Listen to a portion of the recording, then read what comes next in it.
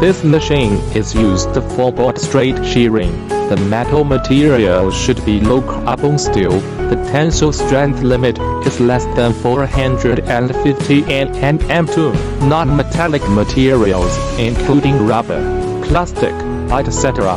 The temperature of the hot shear sheet is less than 50 degrees Celsius. The machine can only be used for single shear at full load. If the shear tensile strength limit is higher when the sheet material, the shear thickness should be considerably reduced.